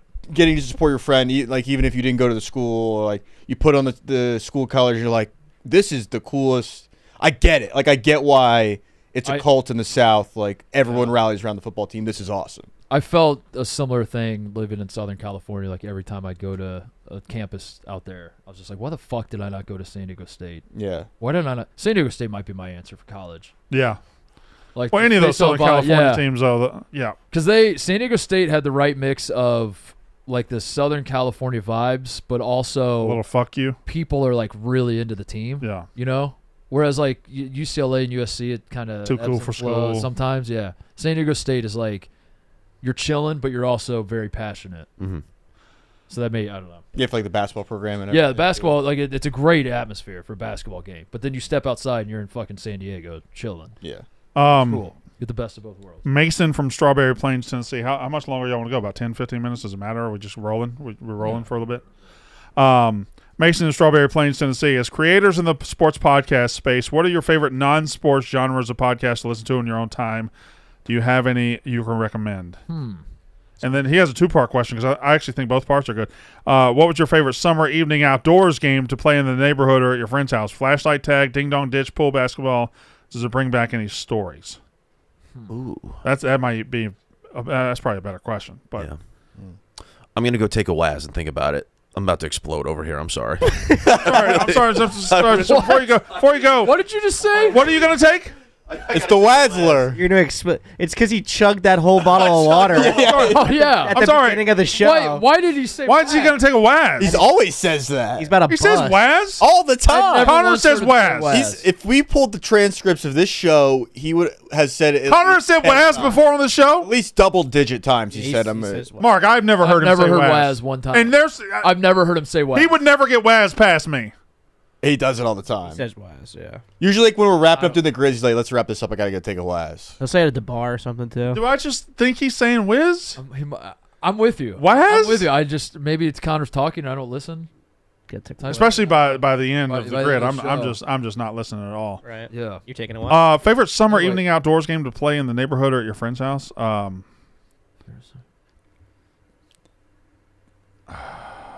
Dude, we used to get Just something about playing with your friends in the summer, right as it gets dark. yeah. And it doesn't matter what you're like. If you're playing baseball, you're playing wiffle ball, and you're 8 years old, and you've been playing all afternoon, the sun's going down, and you just keep wanting to play. All of a sudden, you can't really see your friend, but you still want to play. The first lightning bug. First lightning bug, then you goes. start chasing that motherfucker. Yeah. God damn it! Like Nope. I think if I could bottle childhood, right, I would take one perfect day, one perfect like 8:30 at night as the sun's going down, and you're fucking playing. That's what So- fucking. We played capture the flag like crazy. Yeah. And it got so intense. Yeah. It was awesome. It was so fun. I miss that a lot. I miss playing capture the flag. We I miss played. that, like you have to guard your flag, but also you need to send some people to go get it, and then yeah. Oh my god. We called it pop up, where one person would be have a ball, tennis ball, throw it way up in the air, and there's a group of 9 or 10 boys that, trying to catch the ball. You catch it, now you're it. Yeah. You call it pop up. You know what I'm talking about? You just all you do is throwing a 500. 500, variation. yeah. Jackpot. Okay, you call it jackpot. What did you play the game where did you play the game where one football player has a football and everybody can tackle him? Yeah. Spear Yeah. the Connor. Yeah. Oh. Is that? Wait, hold on. Is that? Waz on the Connor. Yeah. Yeah. That was your Waz, bro. Did you say Dude, you know what? Oh, said Waz? I did say Waz. Yeah. Do you always say Say Waz? that a lot. I don't say it a lot. I think it's from either iCarly or Victorious when I would watch that as a kid, and I just like that word. I forgot. You know what's a core memory Yeah, that I the have Waz. that's just like getting me going a little bit. Yeah, Nostalgia yeah, yeah. a little bit is driving over to your boy's house, and there are just like 5 bikes that are flung over in Yes, in the yes. front yard. You're like Yes. you're riding your bike up. Yeah. They're already, and once you get there, you don't use the kickstand. Losers No. use the Oh, kickstand. and you just kinda let it. fucking, Just like, let it roll. Just let it roll, and it just kind of like spills into the front yard. There are already like 4 or 5 dudes that are there already. Yeah. You're about to get a great game of capture the flag in. Yeah. Some wiffle ball in the back. Put a Oh, Pokemon card in the spokes of the wheel as you're riding. Mark, when I was 10, 11 years old, we had 7 or 8 boys in the class that would all go over to my friend Bo's house. yeah. And Bo had a 2-story house, really nice house, right on Broad Street. 2-story house. They had a deck on the back, a tree by the deck, but then in between the deck and the tree was a basketball court. And he had a little basketball goal, and it was low enough he could lower it to where he had one of those you could lower to dunk. Yeah. It would lower it to like 5.5 feet. Right. Right. And we would play basketball. We would get to Bo's on a Friday, 3:30 after school. His dad had affixed lights to it. We would play into 2 a.m. Best. We would play into 2 a.m. And looking back now, 4-on-4 12-year-olds, and we were playing on a court half the size of this room. Yeah. Not even the size of this yeah. room, half the size of this room. And it was the best fucking time you'll ever have. Yeah, man. And then in the summer, we go to the same house. He had a fence over here, he had a long fence and a short fence. We'd play baseball, hitting over the long fence. Oh my God. Just, you had to have that one boy with the house, the centralized location house where everybody went to play. God damn it. We had a in the house. You guys saw the house. I don't know why my dad. Oh, I seen that house. Before we lived in that house, we had a house that was just, you had your standard hoop in the driveway situation. Yeah. But Dad, being an athletic director, got his hands on the school he was working at was throwing out some scoreboards, and he was like, "I'll just take those home." Yeah. Are you throwing those away? And they're like, "Yeah, we're gonna throw them away." And he's like, "My boys would like those." So he brings them home, and we set them up in the garage, and we would play games in the driveway where incredible. you pull the garage door up, and if you drove by, you just have this massive fucking scoreboard that we would go over, and every time someone would score, you'd like flick it twice. You know, that's 2 points. It would just say home and guest. And it was like, yeah, the whole scoreboard looked like it was the size of the garage door. It took up like the entire garage. You couldn't park in there, but it was unbelievable. It was awesome, man. I want to be young again. And we didn't answer the. I'll give one answer, and Mark's not gonna like my answer. What? No, I'm not gonna say my answer. What's your favorite non-sports genre of podcast? Listen to I know what your answer is. I love it, dude. I saw you had a big episode. You can talk. I love the rewatchable. You don't have to. You don't have to like. I love the rewatchables. I like stuff with the ringer. I think the rewatchables is so good. It's my favorite podcast out there that's not on the Barstool Network. And they just had an episode with Steven Spielberg. That's what I say. I listened to it twice. Yeah. It was fucking amazing. I love Van. I love. I want to meet CR one day. CR's the best. I want to meet Sean. Yeah. Yeah, that's why I listen to. You don't have to hide your ringer love in front of me. I fucking love the. He loves you regardless. Live your truth, Brandon. I love you. I love you just the same. Ringer's amazing. Ringer's fucking amazing. My answer is I actually, maybe it's surprising, maybe it's not. I actually don't listen to podcasts. I listen to a lot of wrestling podcasts. And when I get out of here, I just like turn it Yeah. off, and I want to like find a different. Yeah. I watch so much sports. I don't know. I think before I started here, I had listened to basically every PMT since 2016. Yeah. And now that like we work here, Yeah.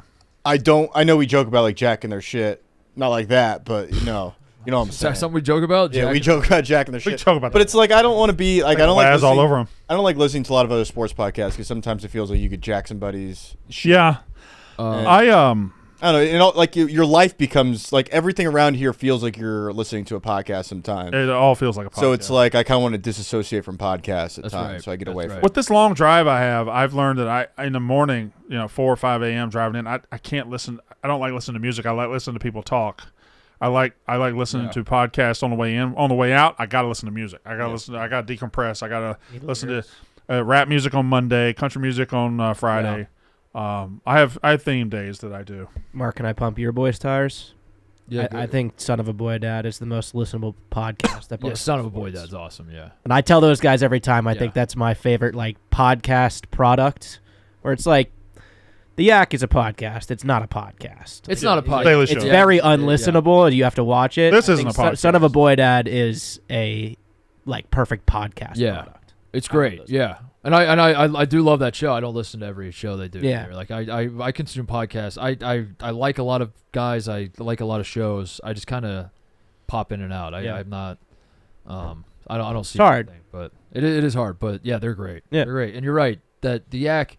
This show's not a podcast either. I don't It's know if impossible everybody- to. Yeah, I know we have a lot of audio I do listeners. feel bad because like we have podcast listeners who are like, as a podcast listener, this I hate Yeah. it. You know, it's like unfortunately I don't really know if we're gonna really change how we approach the show, but we appreciate you listening nonetheless. Let's do one more to finish it off here. Do you want a serious question or a non-serious question? Do one of each. I don't think I have a non-serious. Do I a serious got and two. I got a non-serious question. All right, ask it. This is from Queef in Virginia, and this is for Brandon. Does pussy taste like pumpkin pie? Sorry, that was a serious question. Okay. Ebo, don't ask me no damn question like that. I never had no pumpkin pie. Kick it. Oh, Yeah. you lost it, man. Well, I didn't want to do the whole thing. You I ain't lost. scared of you motherfuckers. We used to. All jokes aside, I started doing that on the show on the Yak. I started doing that pussy bit because me and Mark would come in here to get ready for Mostly. I would just take my phone and play the Bernie Mac. I ain't scared of you motherfuckers. The entire 5-minute stand up, and we would just sit there and listen to it and then do the show. Yeah. And finally one day I just said it on the Yak. Yeah. But we were just It's to like get an ready. inside joke that's like not an inside joke because it's a very famous stand-up. Right. set, but you were doing it just for me. Right. We were I just was laughing. every morning I'd sit right here. I'd play it. I'd press play, and then in 10 minutes we'd do a show. Yeah. Let's see. And what's the serious one you want to finish with? I was going to do, it's Will from North Carolina, currently living at a home post-grad and seeking to move away from my hometown to a larger city. but I've had trouble in the job market. Thinking about saying fuck it and moving somewhere, and then figuring things out from there. Any advice on how to take the leap of faith? Thanks, boys. Love the show. All right. So, any advice on how to take that leap? I mean, I got a little bit of advice.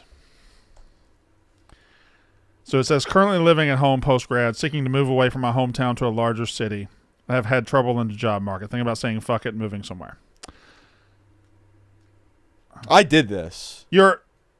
If you're scared, not scared, scared's not the, if you're worried about moving from, just know home is always home. That's something home will always be there. Home will always be there. At some point, you do have to put yourself on the floor and bet on yourself. And it might be in a big town elsewhere. It might be in a small town elsewhere. It might be, and you might have to take a risk, and you might have to take a half a year or a year to figure out exactly who the fuck you want to be and where the fuck you want to do it. But if you go out and fail, home will always be there. Don't be afraid to go out and fail. You're not going to fail. You're going to be fine. But that's what I would say. I'm a huge proponent for using your 20s to go take the chance, to go move to the city, go. It's something that I regret immensely. Like I was very scared to leave Ohio after I graduated. Same sort of thing. And then I finally moved to Los Angeles on just kind of like I felt like my life was plateauing. I felt like my career was plateauing. And I was like, everyone I know and love lives in either Indianapolis or Columbus. I live in Columbus. I don't really want to do this. Greg Oden was actually the one that looked me in the eye and was like, Mark, you should not be here. Why are you still here? Were you sitting when he looked you in the eye? He was sitting. You were standing. I was standing. Okay, all right. He was sitting, I was standing. And and so I was like, I'm gonna make the move. I moved to LA, and the second I got out there, I was like, why didn't I do this sooner? I was like, I think that I should have done this like right after college. You don't have to move to LA or New York or, some of these cities are very fucking expensive, and I understand that like not everybody wants to take that big of a risk, but kind of what you said, Brandon, I think you have to do it. And I also think, and this sucks because I feel like the two of us have made it to some degree, Brandon. Is that fair to say? Does that make me an asshole? To a degree, yeah. We made it. Like I feel like you and I are both like, we could make it more. We could make it more. There's no question about that. Yeah. But I don't feel hunger in my belly. Like, how am I going to feed my family? All that sort of thing. Yeah.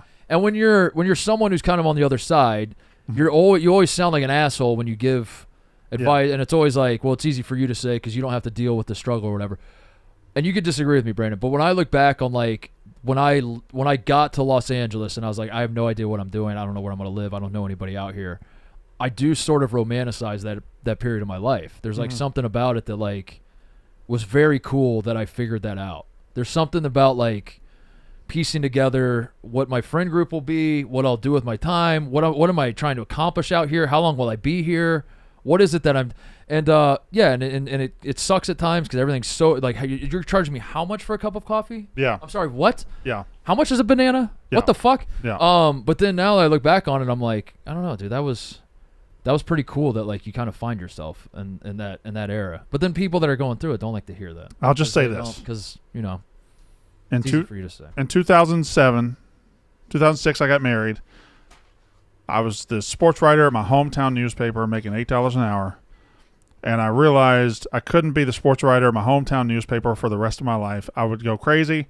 I needed to go out and see. So 2007, we moved to Louisiana, which led to a move back to Meridian, Mississippi, which led to a move to Tupelo, Mississippi, which led to a move to Fort Walton Beach, Florida, which led to a move back to Mississippi, which led to a move to Virginia, which led to a move to Cartersville, Georgia, which led to a move back to Mississippi, which led to Dave Portnoy seeing me on this video, which led to the next 7 years. And none of that would have happened if I didn't take the initial, I need to get out of here and find it. Yeah. And that sounds like a lot, but every single place was kind of fucking awesome. Yeah. So it's what you had to do at that time. That's what I had to fucking do. You do look back on that and like it sucked, and you talk often about it. Sucked during it, yeah. Yeah, how much it sucked during it. But is there a party that looks back and is like, that was... I kind of love it, yeah. Yeah. Yeah. Right? Isn't that crazy how that works? Yeah, yeah.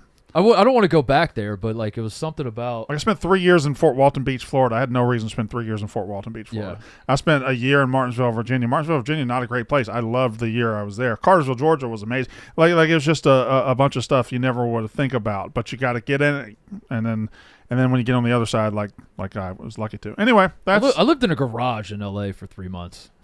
Did you really? Every guy was... I I didn't have the money for an apartment yet. How much rent were you paying? Were you just living in a friend's garage? Like 1,000. No, it was like 1,000 something a month. Oh, Jesus Christ. Yeah. The guy was charging me, and I didn't know it was like a shitty area too. Yeah. It was like really shitty, and I think it was like I decided I wanted to move, and I didn't have much time to find a place. So I lived there for 3 months trying to figure out what apartment I was going to live in. But didn't you? And I don't. Of course, no part of me wants to go back there. But then, you get through the other side, and you look back, and you're like, thank God I did that. Yeah. But at the same time, if I like look at like a guy like Connor is younger in the eye, and I'm like, you know what you need to do? You need to move to LA and live in a garage. That would be insane. Yeah, go be poor. That would be insane advice. But I do think it worked for me. So didn't you meet the love of your life in LA? Or, I did, yeah. And then you met your wife? Yeah, that's right. Met the love of my life. She said no. Yep. Settled on. Yeah, she said, I'm going home to eat my huevos rancheros. She said not interested. So.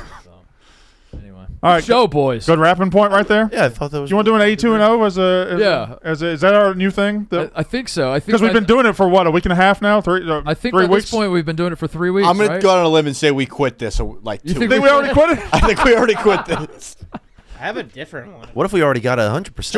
Blutman sent us a month ago that we should try to go 0-82. I knew somebody would immediately start trying to go Yeah. 8. That seems a lot easier. You just pick the way worst easier. player. He sent he had a bunch of guys averaging under 5 points a game. They went 10 and. Let's do 82-0 and just. Yeah. I mean, full disclosure, we're recording this June 3rd when we debuted 82-0 for the first time. 6 hours ago. So we're gonna go ahead and guess that we're still. That's a month. That's a month. Yeah. Yeah. We're still We're still doing with 82-0. Yeah. All right. Do 82. Excuse me, I got the hiccups now. 82-0. What'd you say? You have another one? Somebody DM me a game that they made that they wanted us to try. All right, we'll try that. We'll try that on the Yeah, we'll try that on the real show June we do 4th. tomorrow, Yeah. All right. All right. Spin it. Okay. Why is it always Golden State? But 2010s. But this is good. This Steph is good. Curry. This is good. This is Yes. Steph. Yeah. This Wait. Or KD. You get 2 years Who was of better? KD. Who was better? You gotta go. I mean, if you get 15, 16, Gotta Yeah, go. I guess- Where are we putting him at? Shooting guard or point I guard? think you go. you probably get more positional versatility if you take Durant. But Durant. I want Was- Iguodala. Durant. Those. how long was Durant on the team? 2 years. 18, Oh, no. He was on 3 17, years. 3 18, years. 19. 3 years. The 3 years Durant was on the Warriors. Was he better than Steph the entire decade? They went back to Steph won 2 MVPs. He won a unanimous MVP. It's Steph, right? It's got to be Steph then. It's got to be Steph. Steph at the It's got to be point. Steph. Are we putting him at the point or shooting guard? But it's Steph. What? It's got to be Steph. It's got to be Steph. point guard. We gotta go- point guard. Yeah. What do the analytics say, Ebo? Like We can't have our 2 guard be undersized. Well, also, I don't know I think you go point guard because then there's more variability. Like Yeah, if you get like a small forward, you might be able to put him in. Yeah. Point guard. Yeah. Point guard. Steph at the point. Okay. Okay. All right. We'll support you later, man. All right. We're supporting you by just doing this. But do we want it? Okay, never mind. Yeah. Go ahead. What? Nothing. Okay. All right. Nothing. Okay. Not terrible. Brunson at the shooting guard? Brunson could be a shooting guard, I think. Now, Towns? The problem is there's so many good centers in here that if we put Towns at the center, we're losing 20 games. Do we put Towns at the 4? I think we have to put. Or Brunson at the 2? I think we have to go Brunson, right? Can we put him there though? and this is Yeah, we can put him there. Yeah, I'm fine. If I got Steph at the 1 and Brunson at the 2, I either one can bring the ball up. This is fucked because we're recording this before the I final. don't know how good defensively we are, by the way. What if Jalen Brunson won Finals MVP? Bigger That gu- would have Bigger guards are going to Yeah, tear us then up. that would have done better. done better for when I think Brunson at shooting guard's fine. Brunson I think shooting we just have to do the best player, Yeah. the best player Yeah. available, and then figure out how to. Now, are we sure we didn't want to do Hartenstein at center? All right. Here we go. Oh, we go No. morning. Now it Morning. gets We go. interesting. We go morning. We go Glenn Rice. We go Larry Johnson. Do we want to? Okay, we could. Yeah, we could go morning. We could go morning.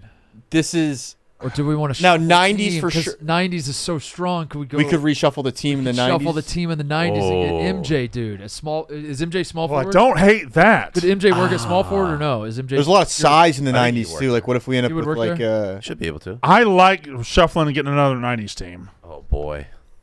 You want to use our team shuffle? Let's use our team shuffle here. That's smart. That's smart. Go.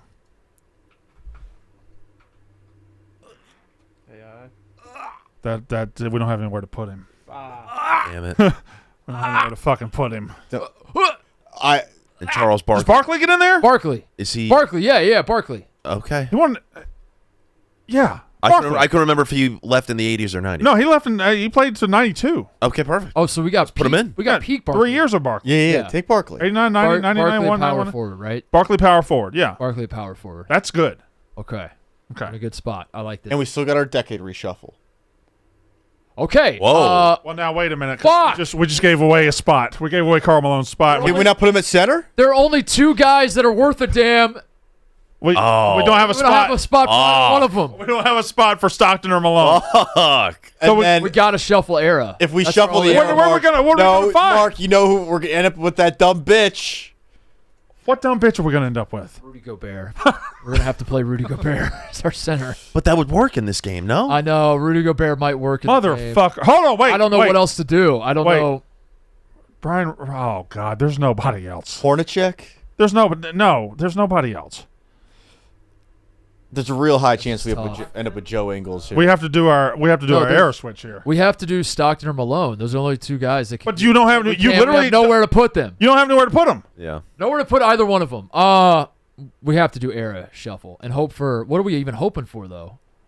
Like If we can get Karolinko, if we Karolinko. can get Karolinko, Pete Maravich. Yes, dude. If we can get Could 70s, Maravich be a small forward? yes. Yeah, he should work. All right, so let's do era shuffle. Yeah. It's our only hope. It's Okay, Karolinko. okay, it's Karolinko. It's Karolinko. That's Karolinko. That's a small forward. Yeah. We'll take that. Yeah. We'll take that. Karolinko was damn good with the metrics too. So Yeah. Karolinko, the small forward. Let's Oh, hit it yeah. big All right. here. Oh, yeah. Okay. We're Let's hit it about big. All right. This got to be 60s. We need 60s. All right, here we go. We want Wilt. me We want Wilt or Shaq.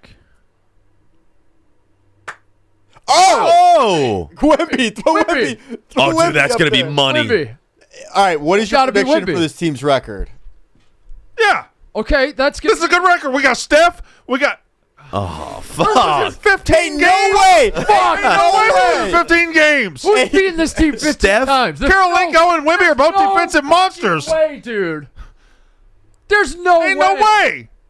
There's Defensively, Brunson. Who Curry, cares? Parker, We have and Brunson. Wemby. we have And the best rebounder in That's basketball. bullshit. I think we're better than 67 and 15. we have the best shooter of all time. We have the best maybe player / defender of all time.